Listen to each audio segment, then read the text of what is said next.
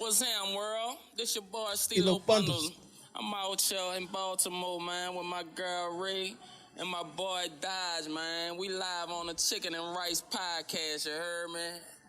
Get at me. Yeah. Hey, yo. Thanks for sharing part of your day with us. This is the Chicken and Rice podcast. I'm Dodge P, and I'm here with my best friend, my confidant, my right-hand woman, the most beautiful girl in the world inside and out, my wife. Say hello, baby.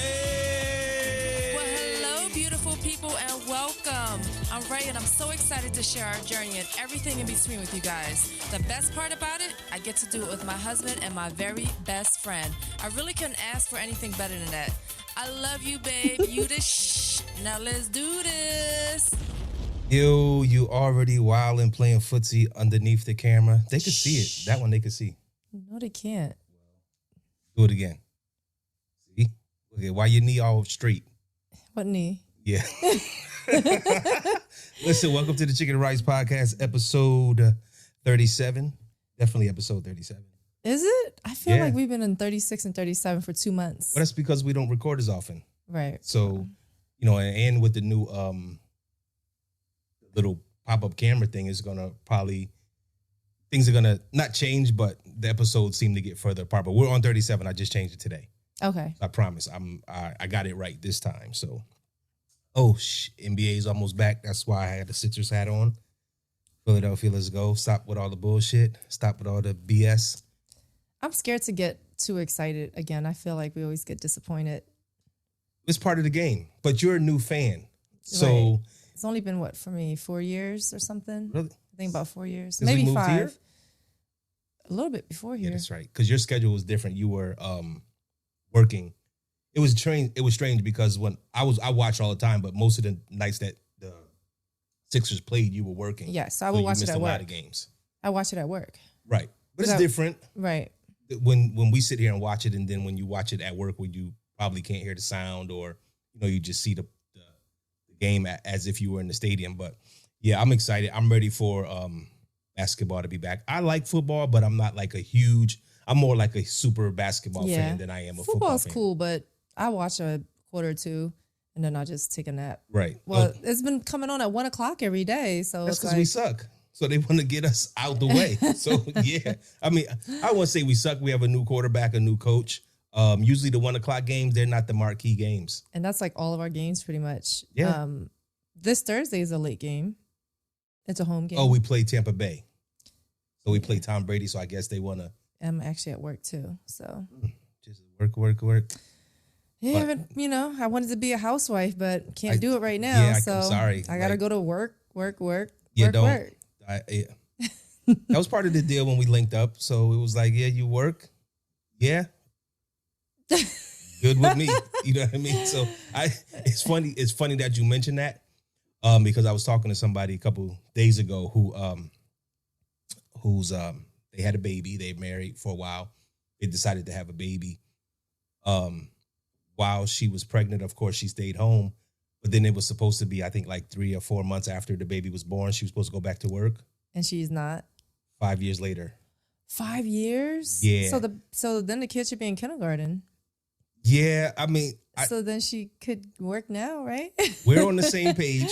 Right. So, I'm just like, whatever works for y'all. But like, she has a decent career. So it's missing like $80,000 out of the yearly income. That's a lot of money. It is. I would think that after being with your child at home all the time, right, it'll be nice to kind of like switch it up a little bit and go to work. So after my nephew was born, my sister, she wanted to stay home for a little bit. So she was home for, I think, about 2 months.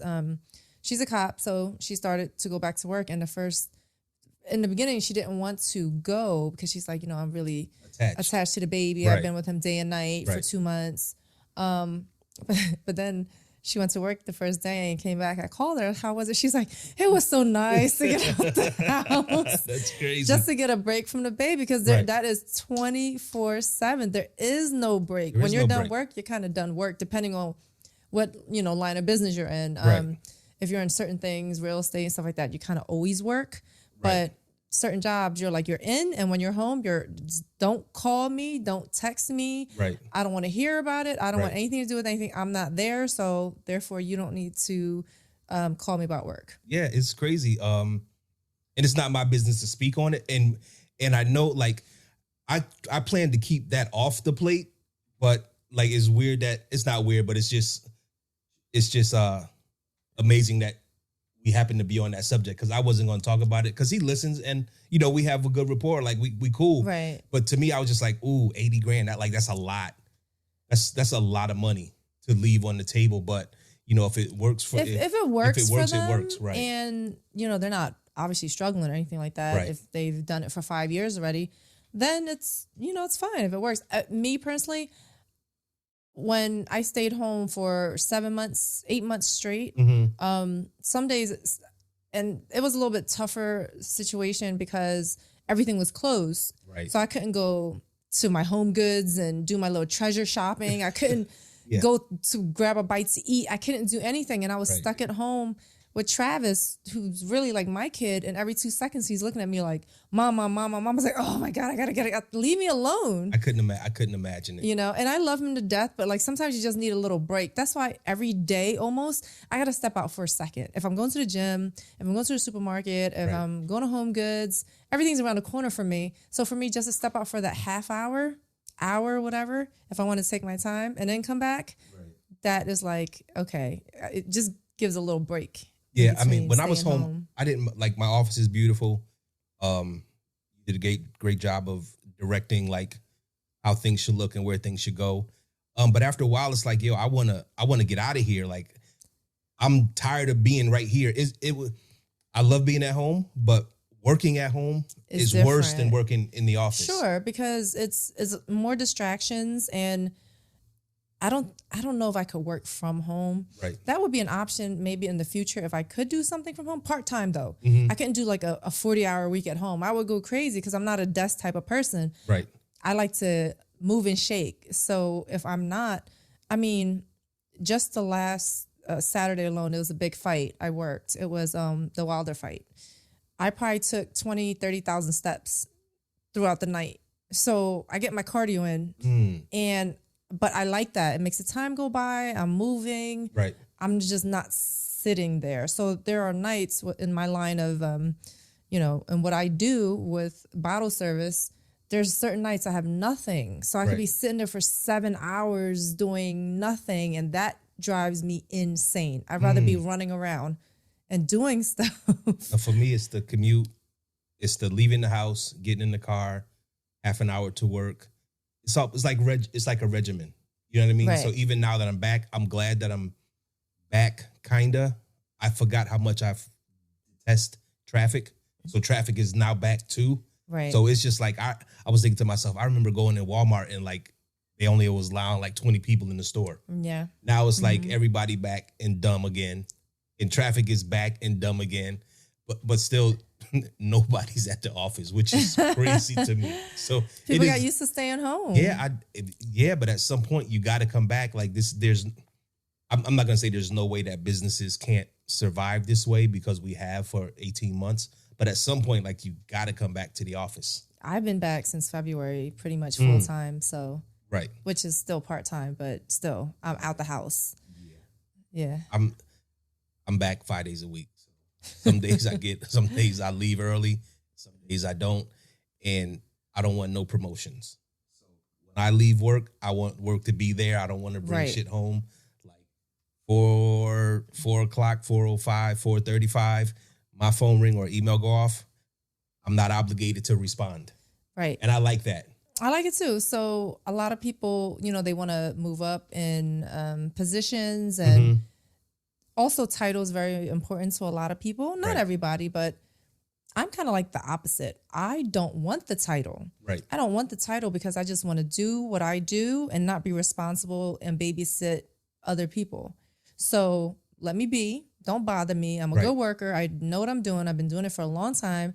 But I wouldn't want to be any type of manager or anything because I don't want to oversee what everyone else is doing. I don't want to be bothered with it. I just want to do what I do. And when I go home, I just want to go home. Management is not hard. once you know your personnel, I guess. But if you don't know your personnel and their nuances and all that other shit, then it's very difficult. Studio stuff, with everything else that's going on. Like, I didn't dislike it, but I didn't like it, if that makes any sense. To me, managing equates to babysitting. True. I'm the baby of the family. My nieces and nephews, until recently, they're all grown. Right. They're in their 20s, you know what I mean? 20s and stuff. So I'm not good with just watching or looking over other people or just micromanaging and stuff like that. Like, that's just not my thing. Right. So again, I want to be responsible for myself, my mistakes, what I do right, what I do wrong. Right. And whatever it is that you do, I don't want to worry about it. Somebody else take care of that. Yeah, I guess I agree. So I agree. I think I am a good people manager. That's just how I feel about myself. So anyway. right. Listen, yesterday we watched which has been buzzing, the Chappelle shit, which has been buzzing everywhere. Okay. The first 5 minutes, I was like jaw to the floor. But it was funny to me because even though he came super hard, like came at just everybody and everything. Right. Comedy, the world is so soft now.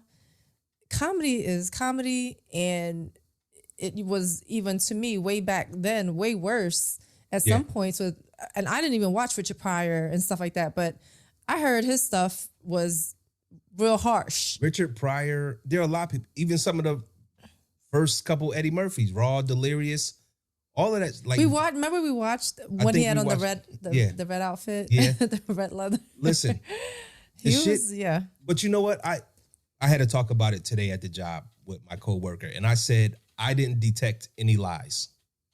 I didn't either. So to me, good comedy, if it's done right, is really funny because it's true. Right.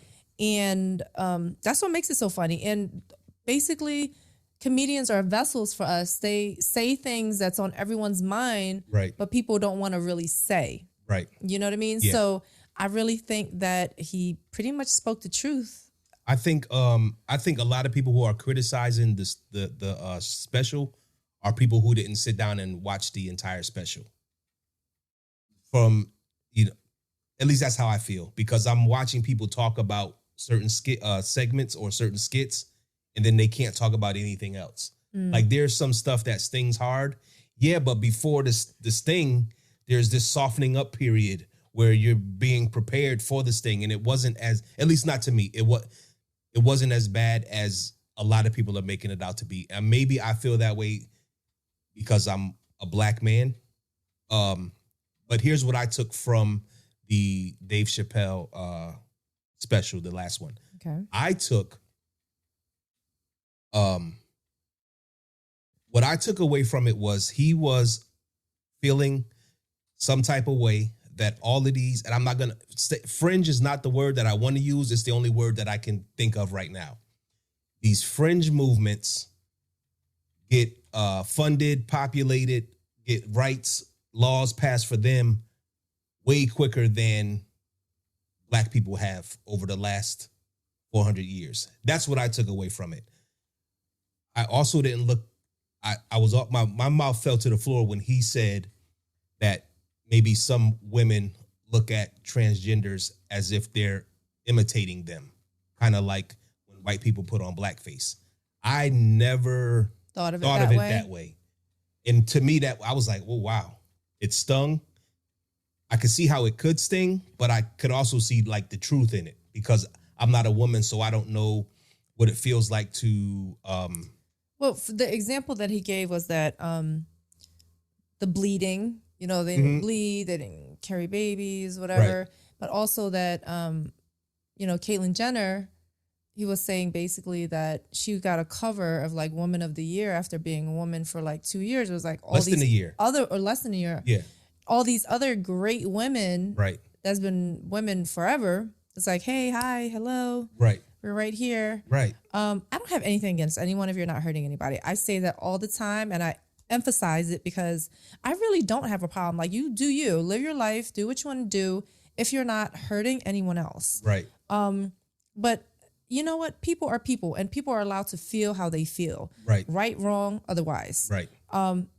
you just feel how you feel, you know, but if it's inappropriate behavior that follows it, or you got just nasty stuff to say about people, just keep it to yourself. Right. Like, don't even, you know, but I can understand where he's coming from. He did say a lot of things. I was like, oh, okay. One thing about that, when you said, you know, about the movements, is Dave basically said it was easier for Caitlyn to come out as a woman than it was for Muhammad Ali to get his name changed. Right. So that was kind of like, you know, when people put certain things into perspective, Yeah. you have to think about it. Right. Because it kind of like, oh, okay. Wow, yeah, because they kept calling him Cassius Clay, and Right. he did not want them to. Right. But they didn't want to hear it. So that definitely was like, oh, aha moment, you know? Right. So as I get older, I always say this, as I get older, things become more noticeable to me. And so when somebody says, yeah, they've been holding us, I used to, listen, when I was younger, I didn't want to hear that shit. I didn't think it was true because I was moving forward successfully through life.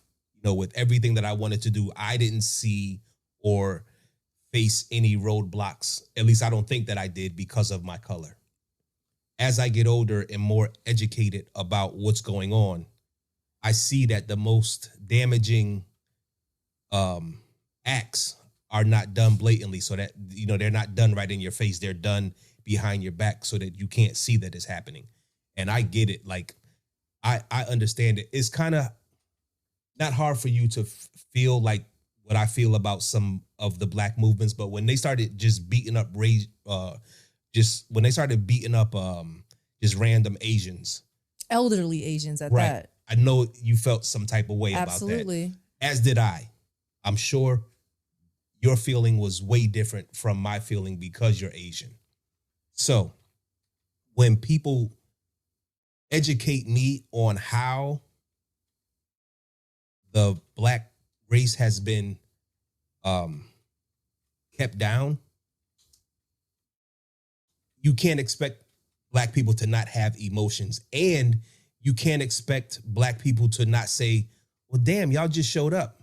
How did you get laws passed? How do you get this assistance? How do you get all of this when we're still struggling? I think that's what Dave was trying to put in front of the camera. Let me ask you this. Yes. As a black man, Right. I'm going to ask you this question, and I want your total, honest Okay. opinion Okay. or whatever about it. Okay. Do you think that these fringe movements are getting things passed in the past decade or two, while, you know, black people have been behind for so long? Is because of organization? Is because of making, basically, I can't think of the word right now, but like they have they're not like fighting with each other. Oh, so you just mean togetherness? Yes, there you go. Like, do you think that that's also a reason why it's like they go and they go hard with each other, as opposed to like going against each other? I'm going to try to keep it short. Okay. Short answer, no. Okay. Longer answer is, I think I think black people's discord is amplified. So, yeah, we know there's black on black crime, but there's also white on white crime, but you don't hear about the white on white crime as much as you hear about the black on black crime. We've been organized for a very long time. We just haven't been able to get shit done because the people who are in power won't allow it to happen. That's just how I feel. Okay. NAACP has been around for, I guess, forever. I'm going to say forever, as long as I've been alive. That's a long time to not be able to get a voting rights bill passed for blacks. We've had full rights to vote for many, many years. How do we still not have protection to vote, where every so often it has to be re-signed back into law? Like that, to me, that's nuts. Why is that? Why isn't it just a law forever? Why is there any question about that Right. at all? Yeah, and I definitely don't know too much about laws or what has to be re-signed in or anything. So I'm not educated Right. about the situation. This is just something that, is a question that, do you feel that it's because of that reason that No. Black people have not been so far ahead in, getting like things that they wanted and should have had and their rights and everything, while LGBTQ and this and that, like, it seems like it's overnight, got all these rights and all. Sure. Now they're changing these thems and what is it, the pronouns, and right. it just seemed like it happened overnight. So I don't think it's because of that. Okay. I just think we're being held down. And so I work for a law firm that is very forward looking and forward thinking. So we're always doing some type of diversity training, or we're spearheading some movement or trying to get some stuff passed. And I look around when I get all these emails about join this WebEx or join this Teams meeting or whatever, so that we can, today we have a panel on, I'm just going to throw some wild shit out there. We have a panel on protecting the zebra stripes. I'm like, damn, how do we continue to move on to all of these other different things when we haven't even solved the shit that's important to me? You understand what I'm saying? Or to my people, not to me, but to my people. Okay. So that's how I feel. Like it feels like we can't get anything done for us that is long lasting or forever. And this is not meant to be like a bash white folks or bash other races. It's just fact. And what happens is when you relay fact without any smoothing of the edges, people feel some type of way about it. That's how I feel. Okay. So, for instance, try to lighten it up a little bit. Okay. When we had the gum problem, to me, the gum problem was something else. For me, the gum problem was a fact. You thought that I was just fucking with you, but I thought you were gaslighting. No, I didn't think you were fucking with me. I thought you were out of your fucking mind. Right. I said, what is wrong with this dude? What I'm saying is, to me, it was fact. To you, it wasn't. Yeah, because I knew it was false. Right. It was fiction. But everything that I know was telling me that it was something else. Yeah, everything that you know was completely fucking wrong. But do you see how that made you? You understand what I'm saying? You see how that made you feel?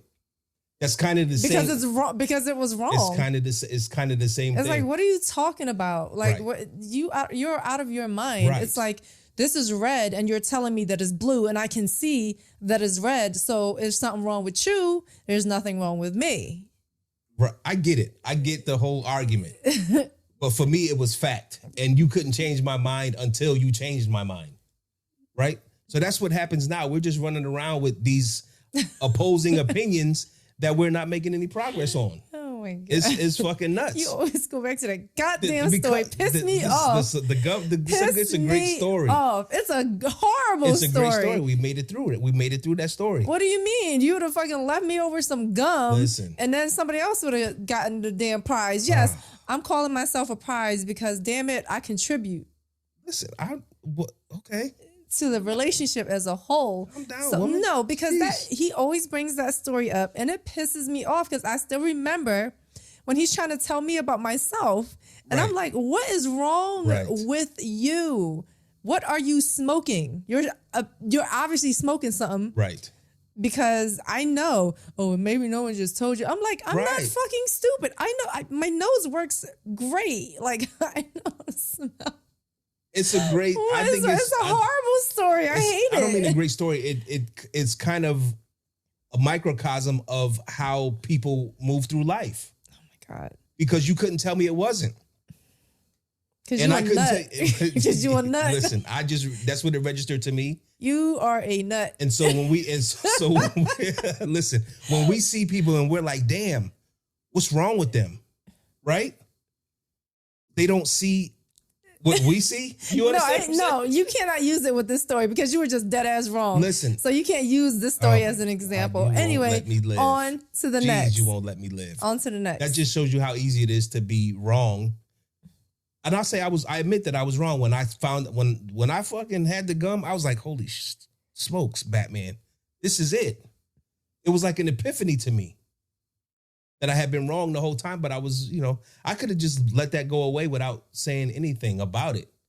If I roll my eyes any harder, it will fall out my head. They won't. I promise you, they won't fall out your head. It's medically impossible. So anything is possible. No, it's that's not possible. So, oh my God. Listen, I know some things are for women only, but like men take advantage of things. So we went to get a pedicure a couple of weeks ago. Okay. Right. Not to my favorite spot. I love if you're a dude and you don't get pedicures, you don't know what you're missing.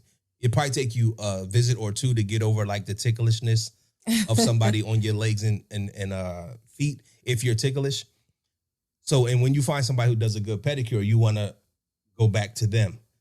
I feel like I am chasing that first pedicure high. Like nobody has given me a pedicure like the first time I got it. Anyway, it's like a crack high. You kind of keep chasing the dragon. Yeah, I'm chasing it like, like more pressure, chasing please. Chasing the unicorn. You can't find it again. Yeah, it's nuts. But I still like to keep my feet in decent shape because some dudes' feet is like fucking talons and claws. My feet are not like that. They never have been. So. Side note, sorry. What? Your feet and your hands are softer than mine. Oh, yeah. And because I run in heels all night. Right. And then. But I play basketball too. Do you grip the ball like the claw with your hand, like one hand like this, and it rubs again? No. Okay. So I do a lot of stuff with my hands too, around the house, at work, and everything. So my hands are rough and my feet are rough. I'm just saying it's not really fair that guys have softer. Some guys have softer hands and feet. We take care of our hands and feet. Some of us, like I.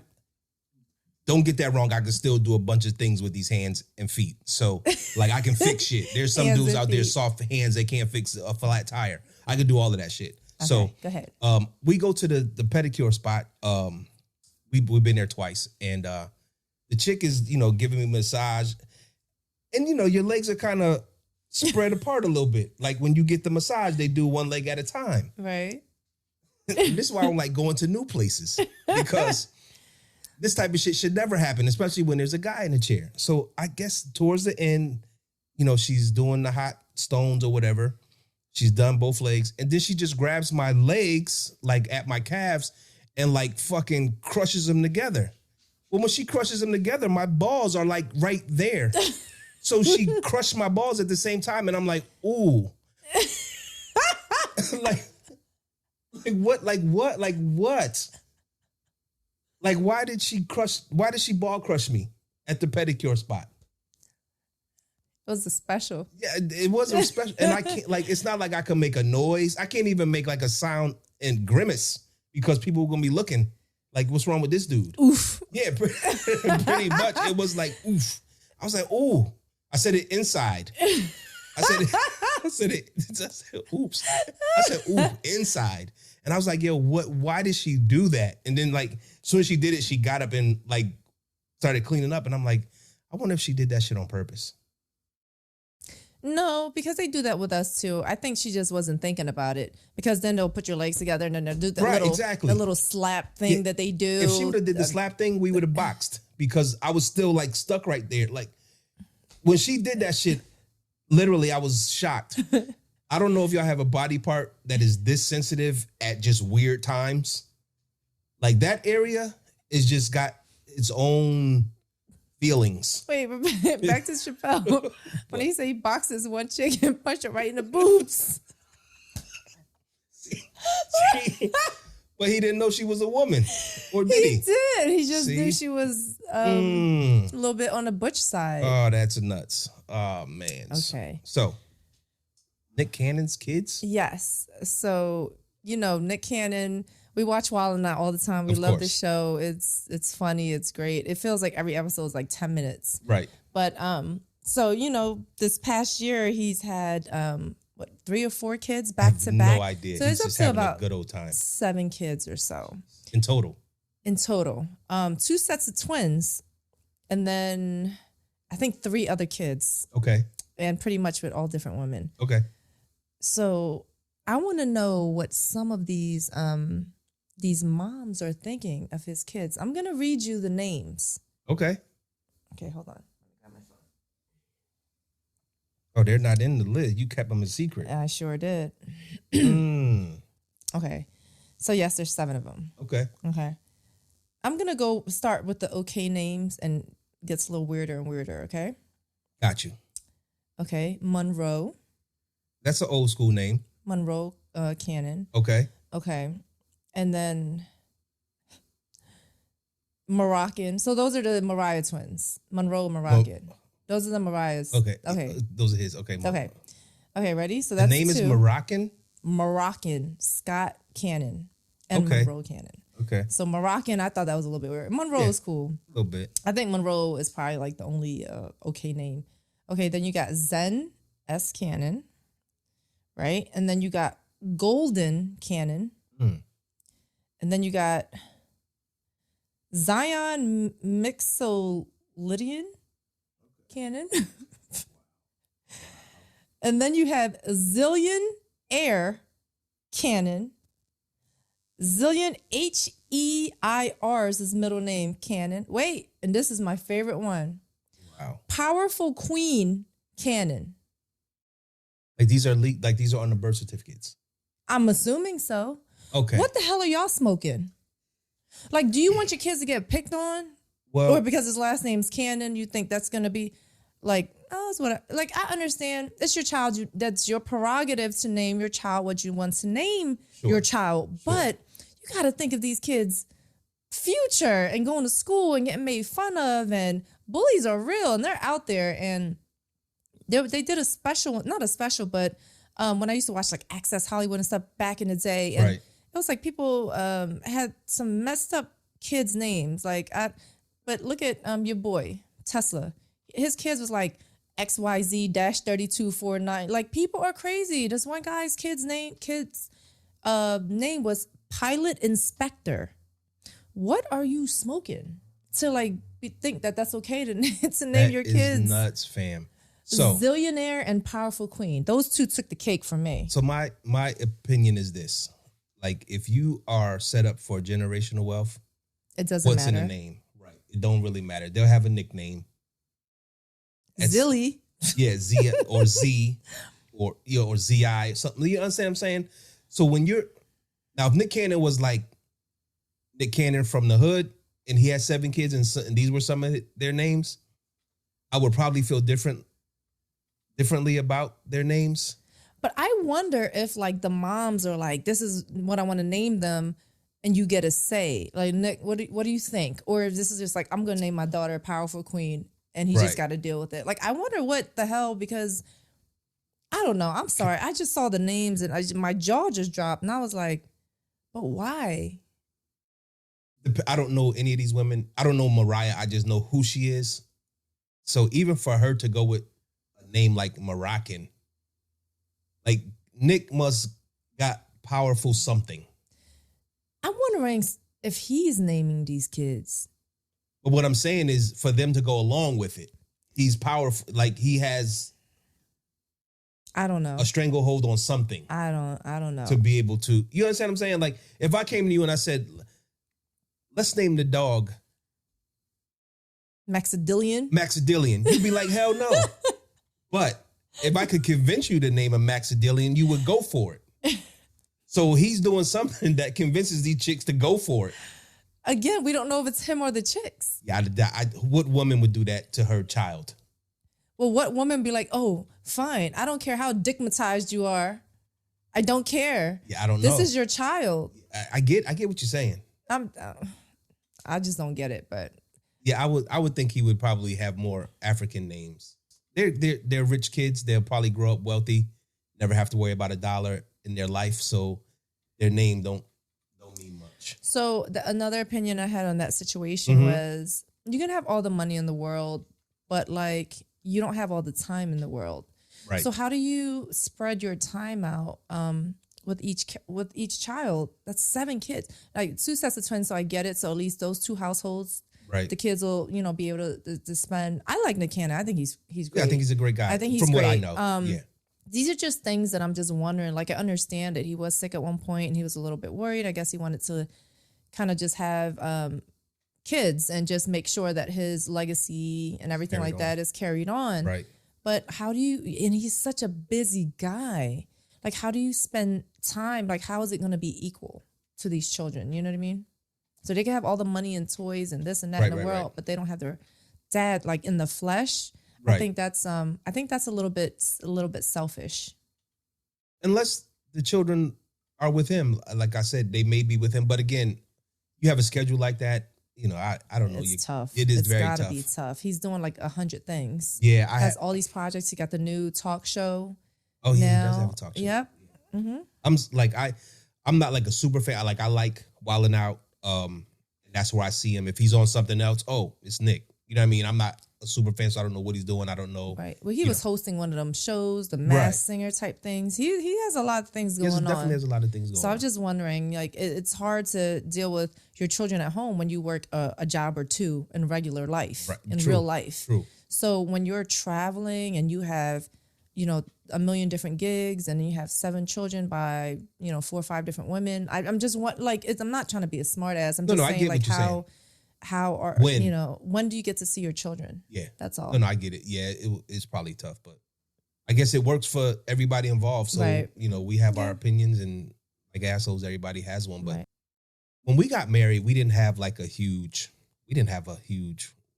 wedding at all. No, we went to the mayor's office. If we had like a super big wedding, okay, who would pay? I think so. American weddings are just so different from Cambodian weddings. Mm-hmm. First of all, Cambodian weddings, they have about 2 or 3 different weddings, I think, and like 7, 8 outfit changes. Really? Yes. And I believe, I'm going to be wrong. Is that the bride or everybody? Everybody. Ooh. Everybody. But I think the parents of one of the parents pay. I'm not sure if it's the bride or the groom. I think it's the parents of the bride. Mm-hmm. I think. That's how it is in the United States, supposedly. For everything. But in the United States, you know, like the bridesmaids and stuff, they have to pay for their own like dresses and everything. No. I don't know. No, I'm just saying they do. Okay. It's not like that in Cambodia. They pay for everything. Everything. And wedding gifts, there's no china, there's no this and that, it's envelopes. Right. That's all. Did you see that little the video of Uzi crashing the Cambodian wedding? I did not. I tagged you in it, and he crashed his wedding. So he happened to be in a Cambodian wedding. He's great. And he was just counting all these hundreds out to put in the basket because we don't do gifts in Cambodia. We literally is just like they'll give you envelopes. Right. And you just put it in, and then they do this little thing where they step on the chair, and then you got to pick up your wife and stuff so she could try to reach it and get the envelope. Yeah, it's American different. Weddings are pretty boring. So I had to take you to one day, but I don't know a lot of. But how long does that last? Because is it like church where it's like, God damn, another change? Well, so I'm not sure. You know what? I'm really not sure because they do like a ceremony at home. Then they do it at like the restaurant. Then they do it at like a temple or something. And it's a lot. It's definitely a lot. But I haven't been to, I'm not sure since maybe my aunt, a full Cambodian wedding where they do everything. So I'm really not sure. I mean, yeah, that's a lot. That's a lot. And to ask 7 or 8 changes. It's a lot. It's a lot of changes. Yeah. So you'd have to be rich to get. So what? But it's like a gown, and it's like traditional Cambodian garb, and then it's like all types of stuff. So what do like poor people do? I don't know. Because like you gotta have some type of money to make that happen, right? I don't know. Yeah, that's That's nuts. I'm glad you were on board with just like, yo, I don't need all that. We don't need all that. We'll just throw a party at the afterwards and go from there. Right. So that's what we did, and it worked out well. Oh, come here, Berg. He'll be all right. Listen, I have some Ben Simmons. Listen, this guy, your favorite. I was like the hugest Ben Simmons cheerleader for years. bro don't have to. He don't need a shot. Come here. He don't need a shot if he is attacking the basket. Right. And so he won't even attack the basket. And so now you do need a shot. And now because we are acknowledging publicly that you need a shot, you feel some type of way about it. To me, that's nuts. He is very upset at Philadelphia fans. Right. So he put up his condo. He put his condo on the market for I think $3 million. Right. He is just trying to be out. So he is like, peace out, Philly. That's such a bitch move, though. It is. You know, Ben, we rooted for you. We really did. We probably talk about him on our podcast more than any other sport because he gives you something to talk about. He's so upsetting. He's so disappointing. He is. Instead of just taking all that and getting better, because there were people even after this past season where you couldn't score in the second half, that people were still like, we still don't want to trade him. And with all that support still, yes, you have people who are upset with you, but then you have people who will just ride for you. Why don't you want to like do better? Why? Instead of getting upset at the people who have something to say, because first of all, you've been in Philly long enough. You should have skin as thick as a gator's. I guess not when you come from down under.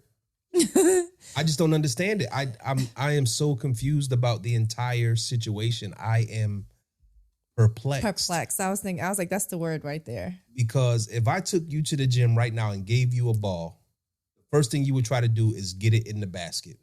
Yes. Oh, wait. I'm sorry to cut you off. What? But can we talk about how Niang was giving him the business a little bit?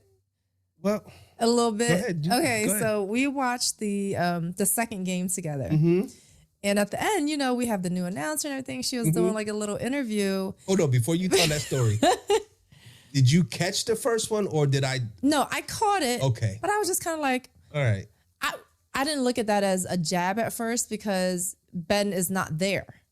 So I didn't look at it as a jab. But when he said the second part, I was like, ooh, double jab. Yeah, go ahead and finish the story. So basically, she was just asking him, how do you like being here? Oh, the first thing was, oh yeah, it's great to come to Philly and play with Joel and Tobias. I was like, ooh. So he just didn't say anything about Ben at all. But I didn't take that as a shot because Ben wasn't there. What he said was, I don't mean to correct you, but I think he said it was good. Joel's here. Tobias is here. Oh, okay. And I was like, I thought I said it out loud. I was like, oh. Okay. But then the second part, you could say this part better than me. Right. So then, listen, if you're not like, Philly is lit. Like I don't know if I would want to be a fan of any other city sport team than Philadelphia because we don't give a shit. We say what we want. I don't know where this dude, he came from. I think he came from Milwaukee. I don't know much about him. I think he came from Milwaukee. But then he says, direct shot. I had to do well because in Philly, they don't let you play on only one side of the ball. And I was like, holy shit, who is this guy? Oh, he took that shot straight to the head. So when he said that, it just confirmed all the shit that I was thinking, that all of this talk about him not shooting has been a topic in the locker room for a very long time. He's been with us for quite a few years at this point. Right. And each year we're like, all right, this is the year. I mean, when you're practicing, you're shooting, threes, but it doesn't matter if you're not going to actually apply that in the actual game. Yeah, it's so confusing. But I said, for this dude to come out and say this on his first interview in Philly, they've been talking about this shit. Not just this time, but everyone has been talking about this. I would like to see Ben play for us again, and maybe they switch his role. So they take the ball out of his hands, let Maxey do his thing, move him to a power forward position or something. But he's going to be here a while unless he likes to continue donating $360,000 a game. Like that shit. That's insane. It's fucking insane. It's insane. But we're all tired of it. Philly's tired of it. Your teammates are tired of it. Get your shit together and do better. That's all I can say. Like, do better. I don't have anything else. but do better. Do better. Because let me tell you something. You know, people could feel how they feel about Giannis. They can count while he takes his time shooting his free throws, and they can make fun of him all he want. And guess what he did? He went and won the damn championship. He put ego to the side and said, you know what? I'm a fucking lion, and I'm going to run the jungle. And that's exactly what he did. That's why I respect him so much, and he deserved it. And we see, and last thing about Ben, we see that in him sometimes. How come that can't happen all the time? On the next level. So I'm fairly old. When I played for those who are serious or semi-serious basketball players, we all know about the LA Fitness basketball. So last week they was putting me on an older gentleman. Right? And I'm not the best basketball player, but I can play. Shot is okay. I'm getting older. I'm getting a little bit slower.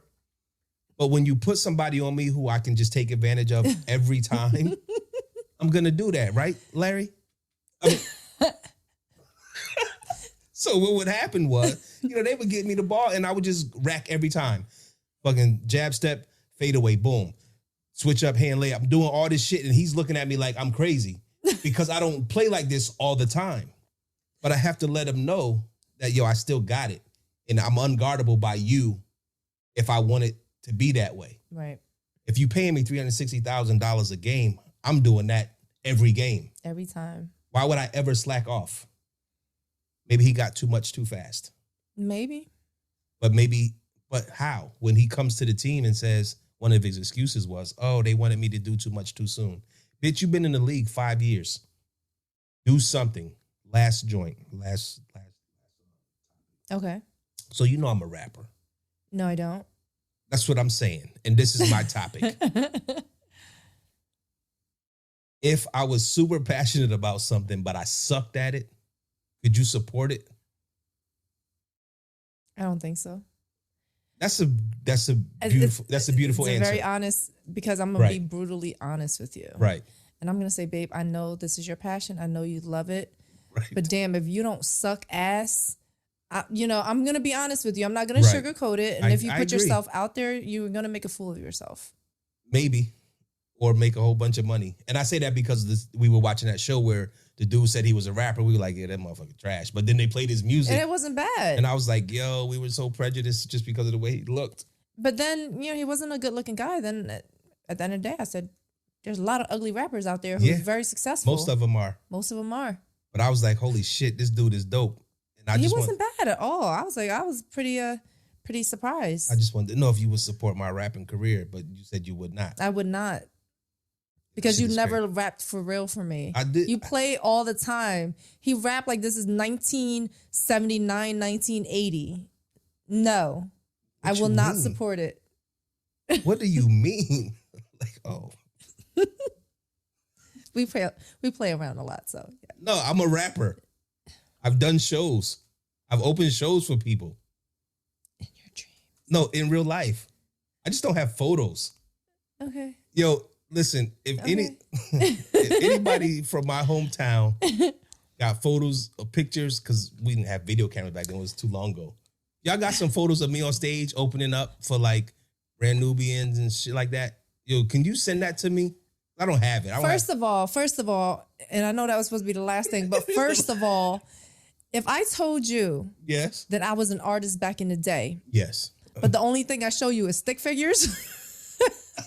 Listen, babe, them the best fucking stick figures I've ever seen. Wait. That's just how I get down for people I love. No, shut up. So it ain't gonna be, oh, babe, you the next Picasso? Yes, you are. No, don't lie. You are. Don't lie to me. I'm gonna be mad at you because you lying to me. I'm telling you the truth. Even if I really could draw, but all I've ever only shown you is stick figures. Right. Same situation. I love your stick figures.